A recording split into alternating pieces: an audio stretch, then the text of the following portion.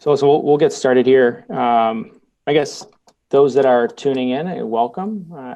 Hopefully, we've got some longtime listeners and some new ones. And for those of you who are viewing live, this will be recorded. We're going to get this back out to everybody, so you don't have to hustle taking notes. We'll post this within the next day or two. Would be my guess. And I guess I'll kick things off with our focus in our webinars is game improvement. And, for 20 something years, we've been focused on game improvement. It's, the vehicle for that game improvement for golfers has been through the pro. And over time, we've created our own offerings on the DIY side for the golfer. And for those who don't know, V1 Game was new this year for us. And we've got Dallas Webster, creator of V1 Game, who's going to walk us through, well, hopefully we'll have some time to dig into our ways to win piece on Justin Thomas this past weekend. That's if we have time, but before we tackle that, I think we wanted to, I guess today, kind of have a reset on what V1, how a V1 Game was created, what some of these stats mean, how the amateur golfer can map these to shaving a few strokes off their game. I think we'll use that as a launch pad into some of the newer features that we're introducing in V1 Game in the next week or so, and what you can do with the application today. And if we have time, like I said, we'll dig into how we're analyzing some of the PGA Tour winners over the last handful of weeks.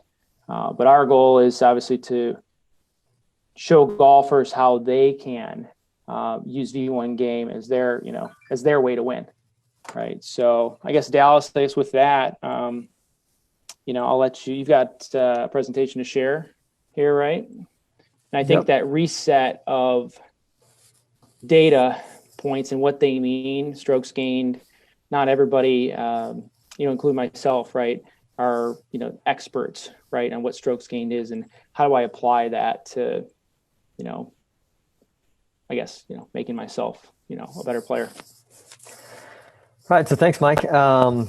As Mike said, I'm going to cover some V1 Game and really tell you how you can use the app to help yourself win, help yourself improve, and take that next step. But before we jump into that, kind of the brief history here is, one, the app was created by myself and my buddy Ryan Hebert. Basically, we're two avid golfers, kind of frustrated with inefficient practice, trying to get better and figure out how to get better as quickly as possible, and putting our heads together. This started with like Perl scripts and Excel spreadsheets, and we figured we might as well turn it into an app so we could share it with the masses. So that's really where it started. And we've been developing the platform for over 4 years now. But and obviously we're both avid users of the app and avid users of the platform. My account is the demo in the platform, and so is Ryan's. And if you download either of those, you'll see that myself, I've got like 160 rounds in the platform that you can look at. Between the two of us using this app, we have had some success. So you see some pictures on the right there of us playing in different events, playing golf. Between the two of us, we've won 15 Golf Channel Am Tour events, just to kind of pat ourselves on the back. But a lot of that is using V1 Game to help. And those rounds are in V1 Game for both of us. Now, that being said, the Golf Channel Am Tour is a flighted handicapped event. So we're just regular hacks like the rest of you, trying to play golf, trying to get better at different handicap levels. If you look at myself, I'm around a 2 handicap. I do have a 6-year-old and now a 2-month-old at home. Ryan's about a 10 handicap and has 2 young daughters at home. So really how this started and what we're trying to get out of this is, how do you practice less and play better? How do you make your practice more efficient so that when you are spending time out there, you're getting the most out of it? And that's really the genesis of why we created V1 Game. For clarity, V1 Game does not take into account how many kids you have at home. It does not, but for those of you that do have kids, Okay. You'll know that the struggle is real. Okay, so the handicap is just based on how you actually play. All right, so sorry to throw you off there. No, you're good. The point I'm trying to make there is, look, I'm actually practicing less than I ever have, and my handicap is still maintaining, if not going in the right direction. So that's a hard thing to accomplish, and I feel like a V1 Game is a big piece of that. So what is V1 Game? Why are we talking about it? Well, obviously it's a golf GPS. That's kind of the starting point, entry point, and that screenshot you see in the middle. But it's so much more than that. So V1 Game really analyzes every facet of your game, really to help you understand where you need to work and what's going to make the biggest impact to really the area all of us care about most, which is score. If you are familiar with the PGA Tour and how they do some of their stats, they use a system called ShotLink, and this is essentially ShotLink for amateurs, right? It's a way to we can get virtually the same data the PGA Tour has, but on amateurs golf games. And then the goal then is to take that information, turn it into actionable data to where we're guiding where you need to go, what you need to work on to improve, and then also a way to measure those results. So if you're working on driving, you're working on approach game, we want you to be able to see that progress and make sure that the time you do have on the range or in practice is translating to better results on the golf course. So how does it work? Again, V1 Game tracks your golf just like ShotLink tracks PGA Tour players when they play. So if you look on the top right, there's a snapshot of the PGA Tour and Justin Thomas and how they track his round. So you can see the overlay of the golf course and each location that he hit shots. They then use that information to generate strokes gained, proximity to the hole, and all of the variety of parameters that the PGA Tour can give you on any telecast when they start talking about how somebody's playing.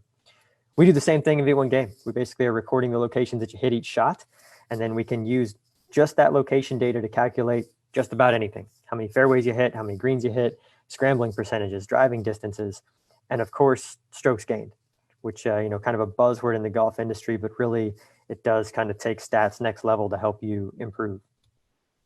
So why would you use V1 Game in general? Well, one, if your goal is to play better, improving scoring is difficult. It's dependent on a lot of factors, and knowing what to work on that's going to impact score is important.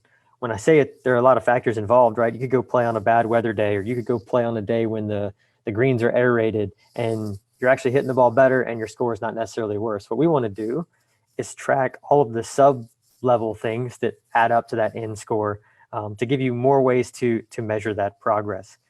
Secondly, V1's done a great job with their swing analysis tools and helping connect people with coaches for years, but really improving a swing alone is not enough if you want to get better on the golf course, right? You can have the perfect swing and choose the wrong club and it's a disaster. If you have poor course management, it really doesn't matter how far you can hit a 6-iron if it's the wrong club or the wrong time to do it. So now we're trying to connect, your swing level data that V1's already been good at for years with your on-course performance and connecting those two things to really help you improve across the board. And then secondly, the best in the business really do understand the benefits. So if you look on the right-hand side, you're going to see a Instagram post or a Twitter post from Justin Thomas, and he does this every year. At the end of the year, he'll show you what his goals were and whether or not he met them. And if you look at the bottom there, that chart of what his goals are, he has many results-based goals. Did I win tournaments? Did I make President's Cup team, Ryder Cup team? But he also has very specific stats-based goals. So under par scoring average on par threes, gaining a third of a stroke putting each round, 60% better at driving accuracy. These things he's actively monitoring that aren't just score, but he wants to see progress in those areas of his game because he sees those areas translating to results in his tournaments. So V1 Game kind of fills that gap to where now amateurs can have similar goals, similar progress, and actually measure their progress to them. So we strongly feel that if you do use V1 Game to measure your progress, you will improve. So quickly, many people probably are used to traditional golf stats, things like fairways. And one of the things we'll highlight here as well is that those traditional stats don't necessarily translate to score, which is where V1 Game really fills a gap. So if you look at kind of on the right, you've got this GIF showing different drives, different quality of drives. And really what we're trying to highlight here is particularly looking at the first and the third shot. The first shot left 213 yards remaining from the middle of the fairway, whereas the last shot was 166 yards remaining, but in the rough. And from a statistical standpoint, your scoring from either location is going to be about the same, or at least a PGA Tour Pro scoring average would be about the same. So fairways are not all that matters. In fact, in this case, shot 1 and 2 are not equivalent either. They're both in the fairway, but clearly the one that was further was a better drive. So if you look at, this is actually some of my performance, and you look, I can hit 9 fairways, which would rank about 70th on the PGA Tour, but I can shoot anywhere from a 72 to an 86. So fairways just doesn't translate to score. You're going to see a similar thing with putting, where number of putts, that's a common thing people track, but the difficulty of the putt matters. So the example I'd give here is if you miss 18 greens, all 18 greens, but you chip it inside 3 feet every time, is 26 putts a good number? No. Most people would say, yeah, 26 putts is great. But if those were 26 putts all from 3 feet, that's not good. That means you missed 8 3-foot putts. So that's where we want to separate kind of traditional stats from stats that are going to help you improve. And if you look at the V1 game platform and the type of data that we give you, here you've got actual putting distance stats from different foot buckets. So like in the middle one, the one that's highlighted, you'll see from 6 to 10 feet, this person one putts about 28% of the time. We can also give you strokes gain data, how often you 3-putt from each distance. And now you can use that data to know where you need to work and where you need to improve. Very different from just tracking raw number of putts. I guess I get one question about showing the data entry process. We are going to show that here in a little bit. I want to make sure that we kind of go through what you get out of it first, and then we're going to translate to how you get the data in for sure. So strokes gained, obviously a buzzword in the golf industry. It's becoming, talked about more and more on the PGA Tour from an analytics standpoint. But what is it? It's really just a reference for performance. So the simple example that most people would give is on the putting green. If you have a PGA Tour pro, makes an 8-foot putt about 50% of the time. A random 8-foot putt, they're going to make 50% of the time. Another way to say that same statistic is that it takes on average 1.5 shots to get in the hole from 8 feet. So what that means is every time you have an 8-foot putt, if you make it, you gained half a stroke on the PGA Tour average. If you missed it, you lost half a stroke to an average PGA Tour pro. That type of analysis can be done for any shot at all. You can do it from 150 yards in the fairway. What's the average? How many strokes did it take you to get in the hole? That's what strokes gained is. It's just comparing your performance to a reference. When we talk about strokes gained in general and in V1 game, we break it into 4 categories for the most part, and there is a 5th one that's talked about sometimes. So driving, that's talking about all of your tee shots on par 4s and par 5s. Short game is all shots inside 75 yards that are not on the green.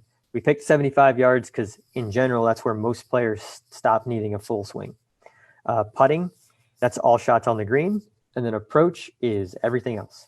So Dallas, is that something that's, you shouldn't monitor it, round to round? Like how does the amateur player use the strokes gain stat, to get better on a round to round basis? Or is that something that you just, it's like the stock market, right?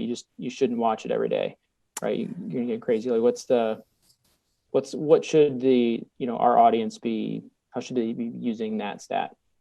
Yep. So we're going to get into some specific examples with how you would look at post-round summaries where there's some strokes gained information versus looking at like longer-term trends with strokes gained data. But strokes gained is definitely something you want to keep an eye on as you play. And in general, you want to keep an eye on it relative to a reference that fits where you're trying to be. So if you're a 10 handicap trying to get to a 5, you should be comparing your performance to that 5 handicap, right, not to a PGA Tour pro, right? Because your expectations will be a little bit different. But we're going to go into a few details that show kind of exactly how you would use this information and do something valuable with it. The last category here that I didn't touch on yet, but tee to green, you'll hear on the PGA Tour, if you watch a telecast, they'll talk about tee to green a lot. Basically, that includes all shots that are on a green. So it's your driving shots, your approach shots, and your short game is tee to green performance. And tee to green performance is the #1 indicator of score, not just for tour pros, but for amateurs. We tend to put way too much stock on putting. Putting does not impact you as much as you think it does, unless you're missing a bunch of short ones. Tee to green performance is going to determine your scoring potential almost for everybody across the board. So with that, I'm going to jump into kind of a live demo and showing you really what the app is all about. So in the middle, on the phone, you're seeing my actual account and rounds played. So if I go into review, you're going to see a complete history of all the rounds I've played in the app. Now I've played roughly 160 rounds over the last 4 years where I've tracked every shot, put them in the system. On the top, you can kind of see where I've played across the United States. But to Mike's point, any individual round, one of the key things we give you when you're done is a round summary. So first, I'll jump into the hole by hole to show you what it looks like when you've properly tracked a round. What you'll see here is every shot that I hit. Now, all I tracked was GPS locations as I played. We'll show you that tracking process here in a minute. And we're also going to show you how we're going to make it even easier with some new features that we're releasing now. But when you're done playing and you've tracked these shots, either while playing or after the round, you can track them, and you leave the round, what you get is a post-round summary. So this is kind of what Mike was referring to just a second ago, but that post-round summary is going to tell you how you performed that day. Now, when you signed up for an account with V1, you picked what your average score was, and we use that average score to choose your reference. In my case, since I'm about a 2 handicap, I'm comparing myself to a scratch handicap or a 0 handicap player.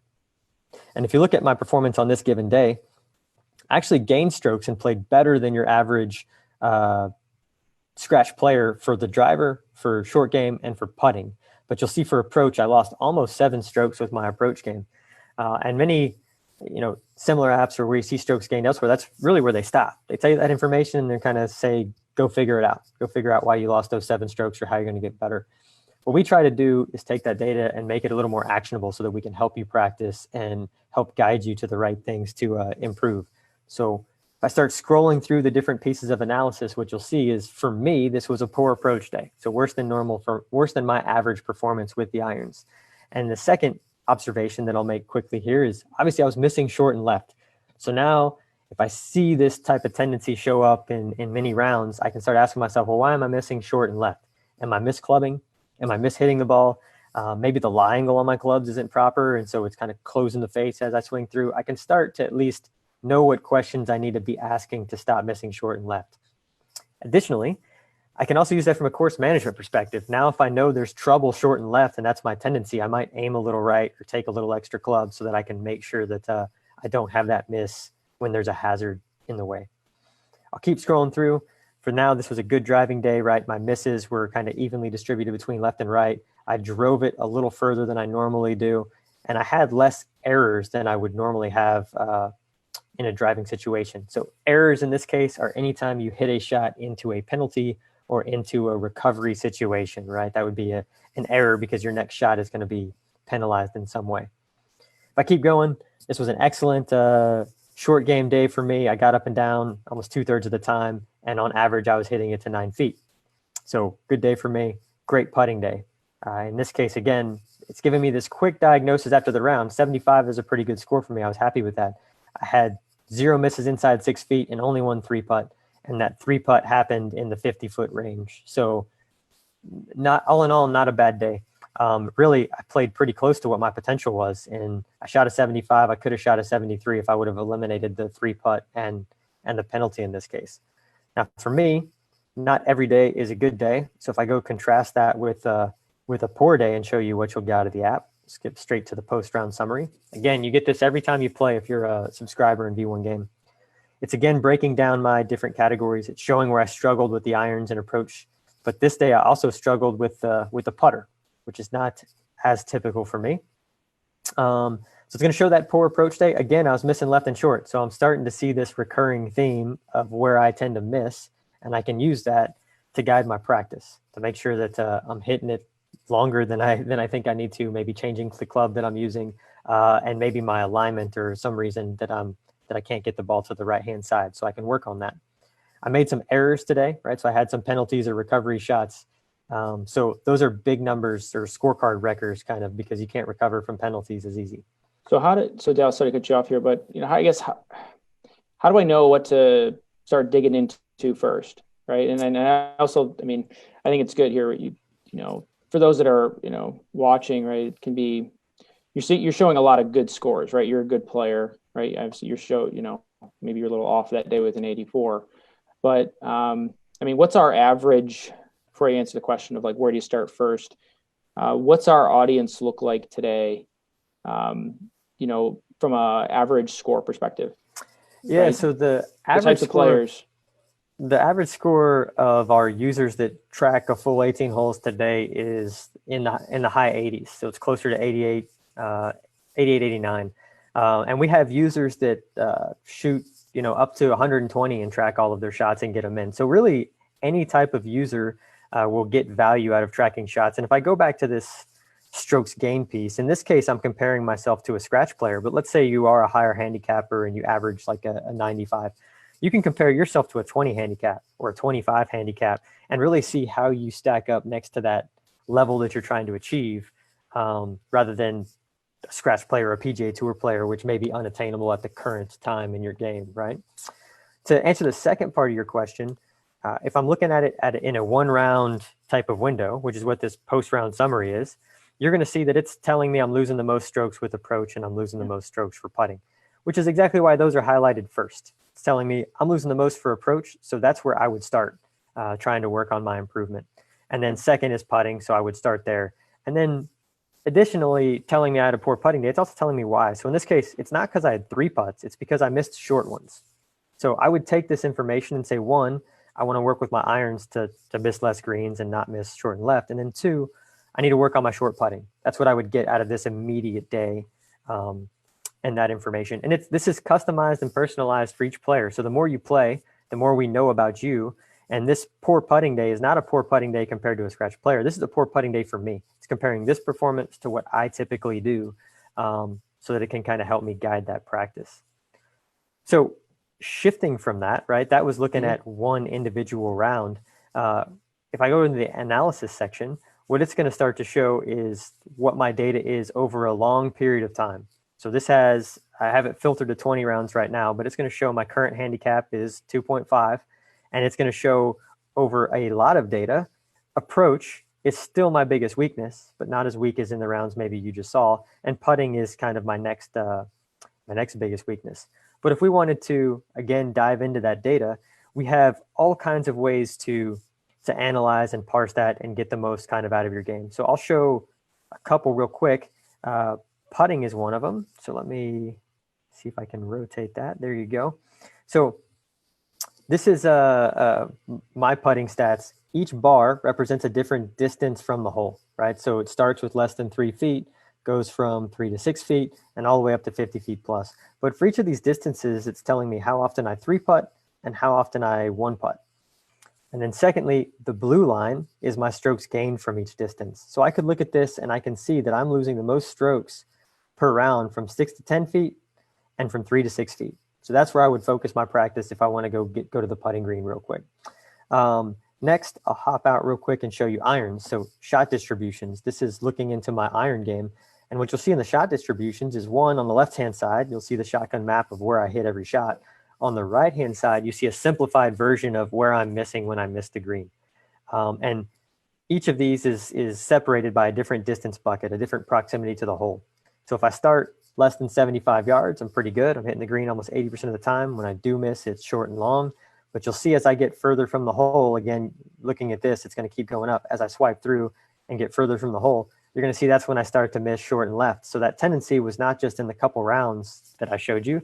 It's really across all my data. I tend to miss short and left. So that's where I know I need to go work either on alignment or figure out a way to get that more centered. You also have proximity distance here. So a lot of information at your fingertips to go figure out where you need to improve and get better. The next thing I'll show too is kind of the personal best. So I like to show this. If you look at this, it's going to tell me what my best round is that I have in the current filter settings, last 20 rounds, what my worst round is. It's going to start telling me what my longest drive is, my longest hole out. It starts to give you some, just interesting stats on your own game, how many holes you've played without a 3-putt. So often you're watching a PGA Tour event and they're throwing these stats out on the tour level players. We have all of that information in V1 Game that we can give you at any point in time. So the last thing that I'll show is right now we have all this data and we're kind of dumping it on you. You can go look at it. We're trying to make it easy and visual for you to figure out what to go work on. But really the next step in the app is what we're calling Virtual Coach. So if I click on this to give you a quick preview, you'll start to see where this actually does the analysis for me. It's going to show me what my current average score is, what my potential score is, and then it also shows me where I'm making mistakes to where I could go drill down. It's done the analysis for me. So now, Mike, you're asking, how do I know what to go work on next? At this point, it tells you what to go work on next. It tells you start with approach. Next, you're going to work on putting. So in a way, it's kind of taking that burden off of you of trying to figure out what to go work on. And we're using artificial intelligence and really looking at the data we have on you to help you know what to go work on, where you're going to get the most value out of your practice. Yeah, I mean, I think that obviously super helpful. for the player that's not working with a coach, right? So that's a good, just a reminder for our listeners, right? I mean, all of our instructors around the world have access to V1 game, right? So there's a lot here potentially for some of you. Some of you are like, hey, this is great. This is, I get where I would focus. If you don't know where to focus, I think that's where you start talking to some of our coaches. And Dallas, I don't know if we're going to have time to jump into V1 Coach today. We have some webinars are recorded. So if you're curious what your coach has access to and how they can help you, right? We've got some material out there, but that virtual coach is a good starting point for the player, correct? I mean, that's the point of it, right? Yeah. So the way I would phrase that, Mike, is virtual coach is going to tell you what you need to work on, where you'll get the most impact. But so let's say in my case, I'm missing left and short with my irons.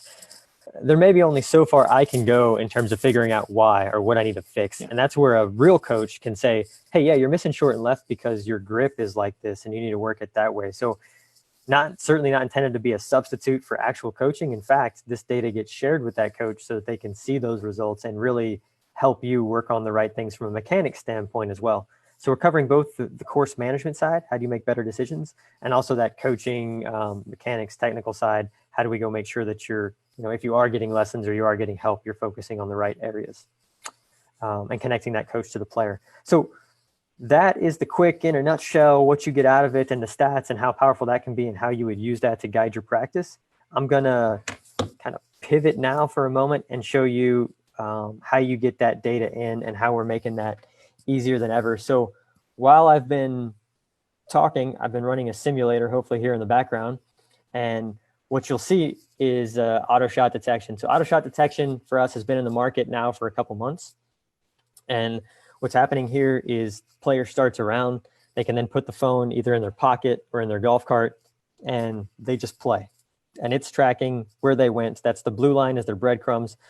The white shots are kind of the indicators of where that player went.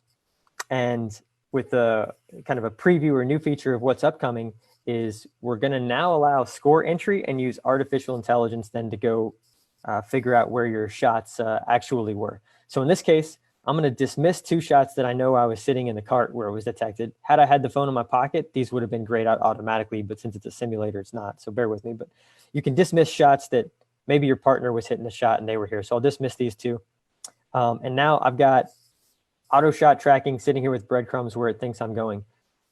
This new feature, when I go to the next hole, it's going to ask me for the score on the hole. So in this case, let's say I made a par and I 1-putted from, we'll say 4 feet. So I say if I go to the next hole, and obviously I was still playing here in breadcrumbs, and I could be doing what I'm showing you right now after the round or while I'm playing in between every hole. But if I go back to hole 1 now, it's actually automatically marked my shots. It knows where I was on the tee box. It knows where I was in the fairway, and it's marked each shot that I hit on that individual hole. So we're making it easier than ever to track your shots. Very little input that you would actually have to give. Now, in this case, let's say this shot marked my golf cart and I really intended for it to meet here, where we've made it even easier now as well, is I can actually just grab that shot, drag it to where it needs to be, and I'm done. That edit is done. If I want to mark club information, I didn't show you the club information in the app, but we do give you club distances and proximity and whatnot. That's simple too. I can just tap on the club and say, yep, I hit a 3-wood from there. This was a gap wedge, and I would move on to the next hole.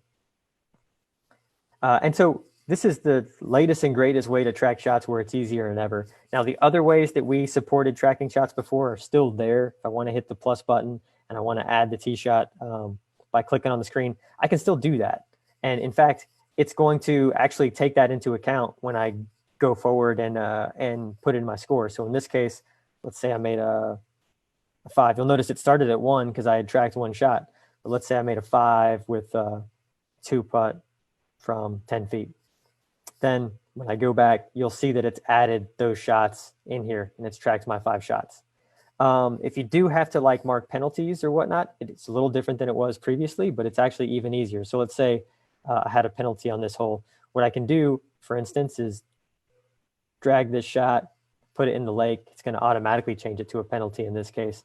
If I needed to change something else to a penalty, or maybe this shot was in the trees in a recovery shot, I can just click on it and put recovery. And now I've started to, mark my shots and I'm done.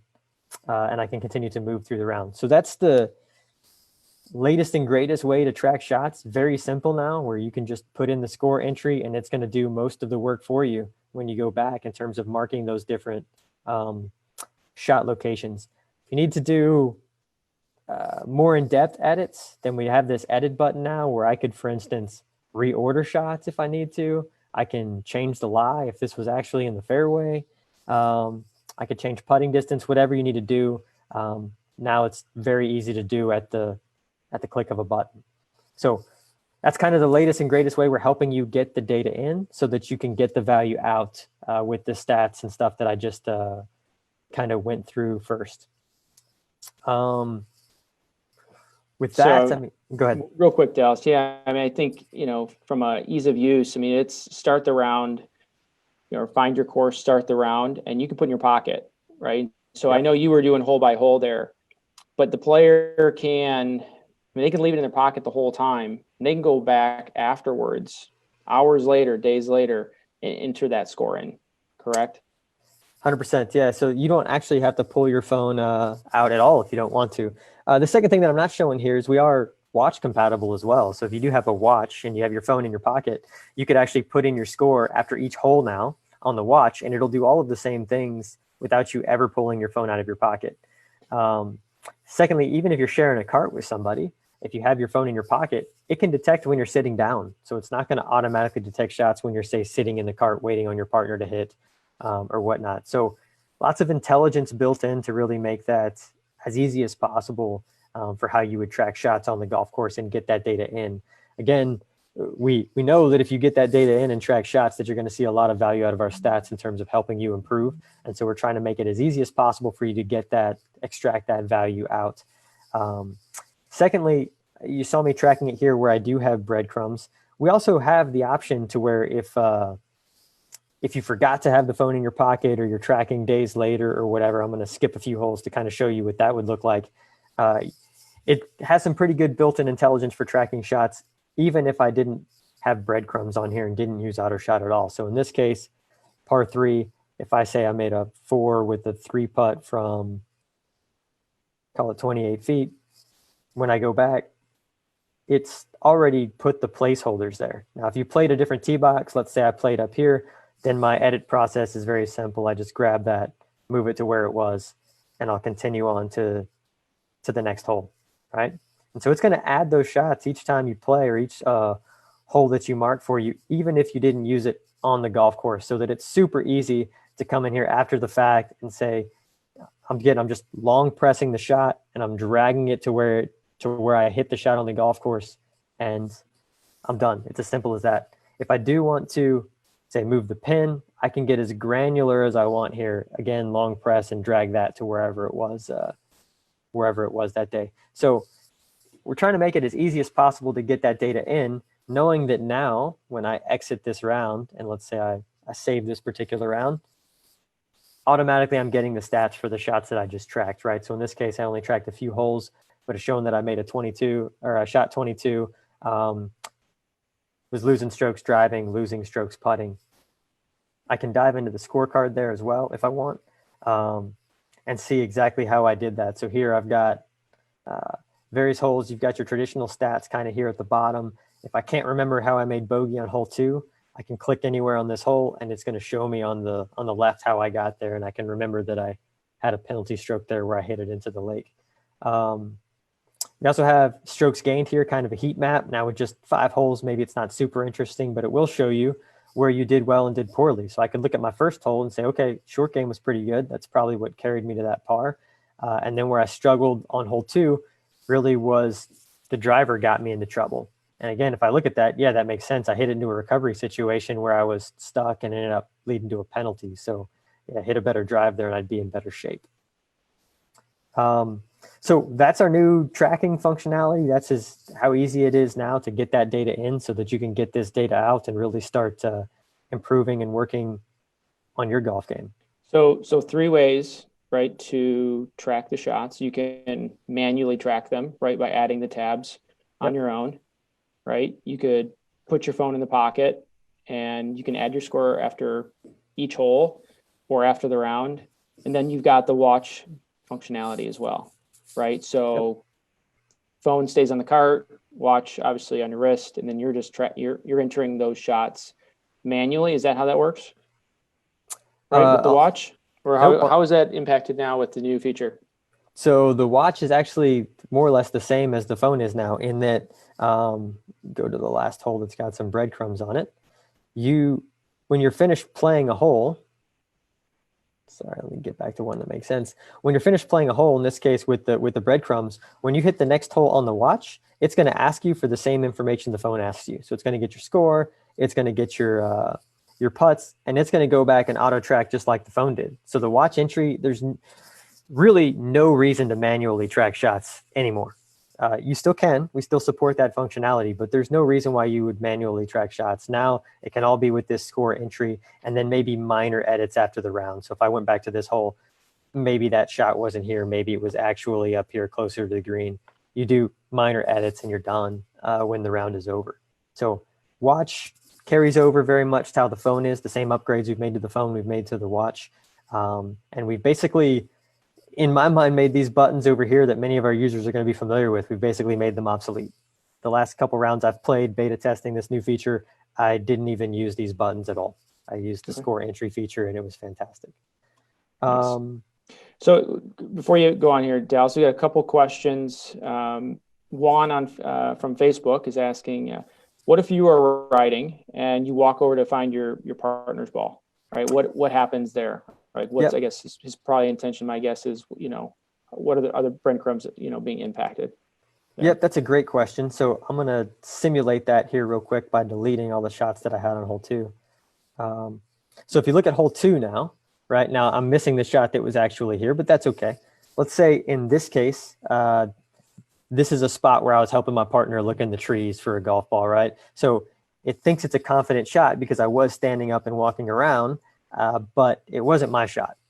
So one way to handle that, to kind of improve the accuracy here, if this shot was still here as well, is I can dismiss that shot before I go put my score. If I know that one's wrong and it's not me, and I don't want our artificial intelligence to see it at all, then the easiest way to do it is just to dismiss those extra shots before you go to the next hole. Just click on that, say, it's going to ask you, did you hit a shot from here? I'll say, no, that wasn't me.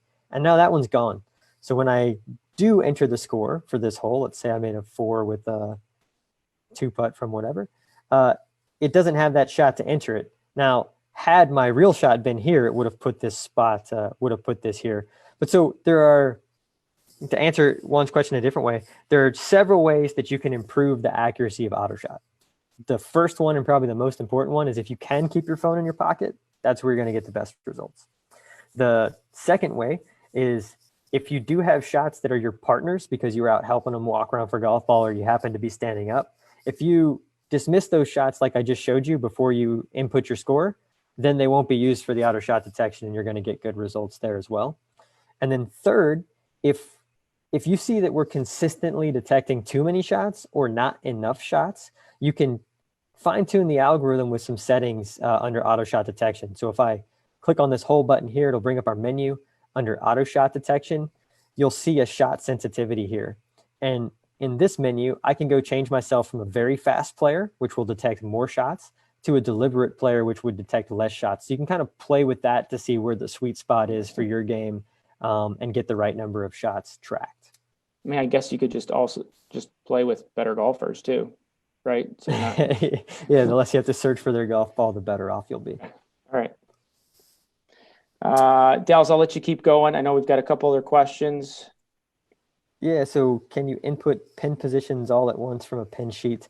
So not today, right? We don't know where the pin is on any given day, but what we really allow you to do to dial that in is when you're on any given hole, it's super easy to move the pin and get it right. You can either do this in post round or you can do it while you're playing. Additionally, if you're using our quick putt feature, it's not as important where the actual pin was unless you want that level of detail. But if I click on the pin, it'll automatically zoom into the green just by touching the pin. And now I can just long press that pin and drag it to wherever it was that day. So if it was front right, I got it where it needs to be. I'll go to the next hole and I can do the same thing here. I could just tap on the pin. And if the pin was front left, I can drag, I dragged the putt, but I could drag the pin right over to that front left so that it's in the spot where it needs to be. So it's that easy to move the pen, but we don't have an automated feature there where we could read a pen sheet today. Can the watch record impacts from the internal sensors? So today we are not using the watch accelerometers to detect shots. We do use the phone accelerometers to take shots.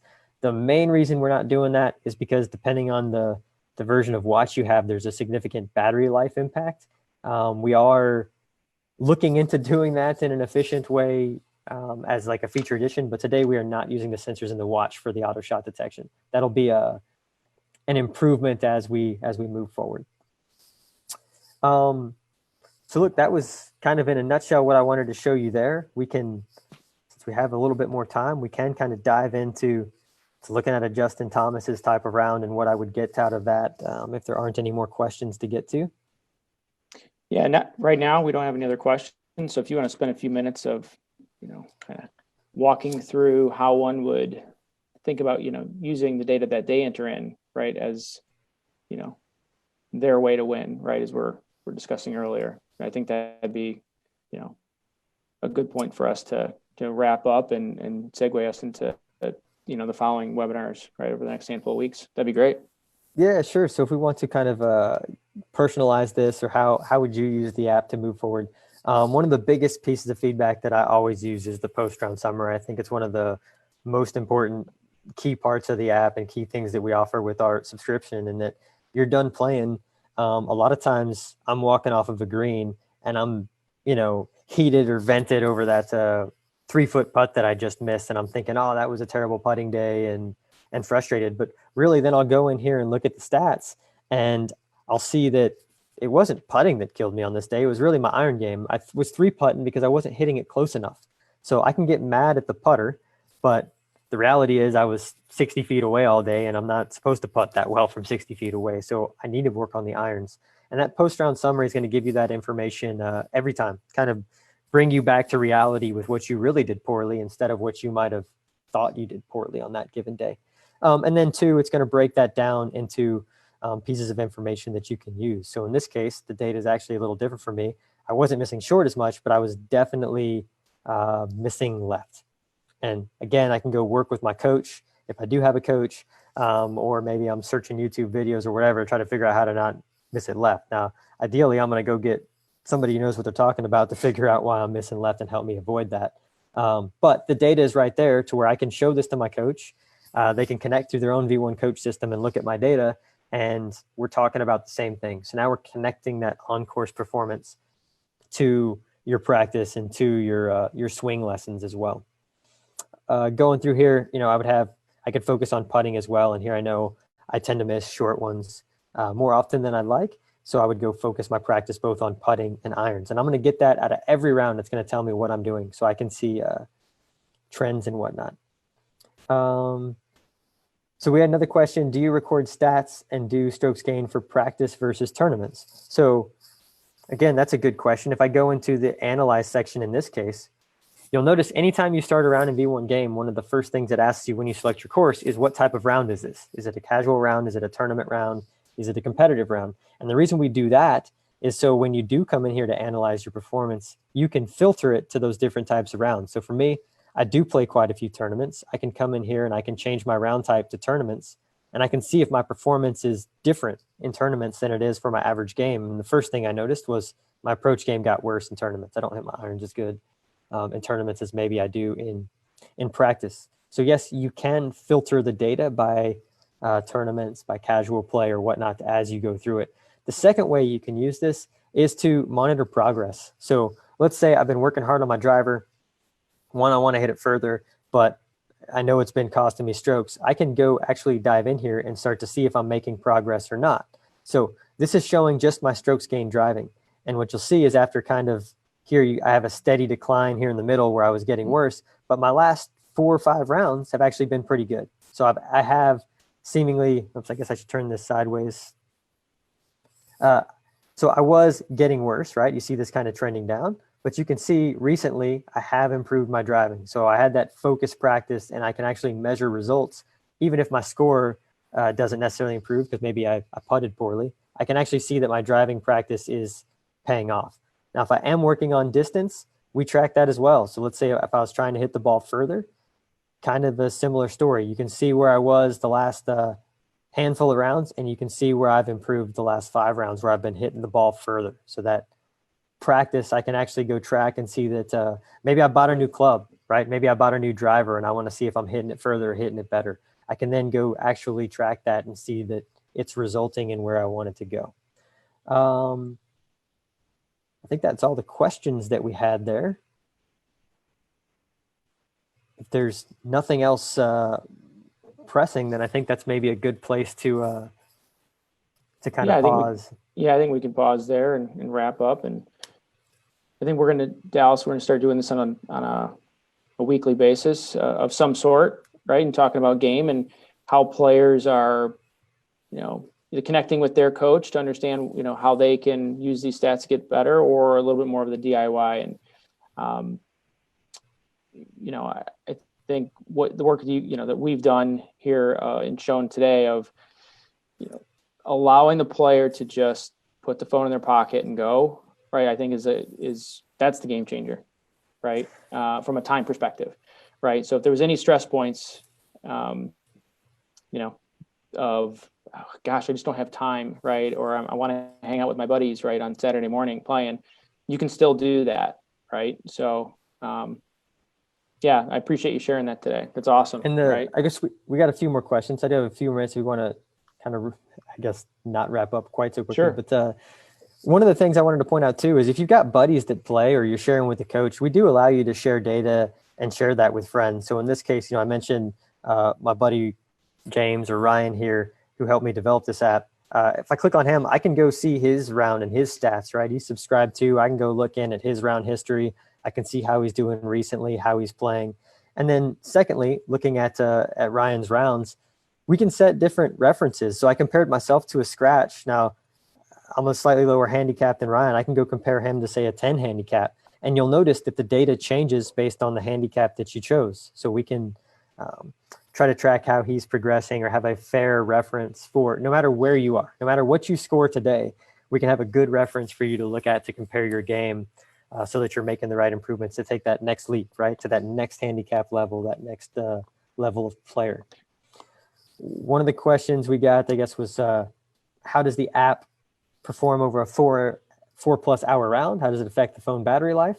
Really, it's minimal. So it could be similar to like a Google Maps in terms of we're tracking your location. But if you're putting this thing in your pocket, I can show you even here on the left. I'll skip a few holes to wherever you can see where this is. On the golf course, if you're using the auto shot detection feature, you're actually putting the phone to sleep. So the biggest battery drain on any phone is having the screen on. If you turn the screen off and just let this thing run in the background, tracking your locations and doing that, it's going to have a minimal impact on your battery. I've used it with several different versions of an iPhone, and it's a minimal impact to your battery overall, using it for even 4 hours. Is there much auto shot selection difference if kept in the bag versus your pocket?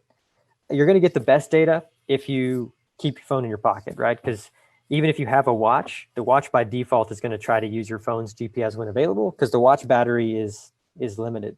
So your pocket's the best place. I was to say, tough question there, right? I mean, if you started out close to 100% and you use it throughout the round, tracking your scores, obviously, like I said, tough question. Best guess is what? Is there, 40% left, battery life? Like what have you seen experience, right, of the 175? I would expect it to be much higher than that, right? Well, it depends on what version of your phone is and how old it is and your battery life, right? But I wouldn't expect it to be for the app to be taking more than 20% or so of your battery. Now, if you're pulling your phone out between shots and doing other things, emails or whatever, right? Then who knows? But it should have a minimal impact to your phone. I typically don't have to worry at all about battery life when I play. I charge it overnight and I go play, and battery life never crosses my mind using this app on the golf course. Now, mileage is going to vary for users that use their phone more often maybe than I do during the day for other things.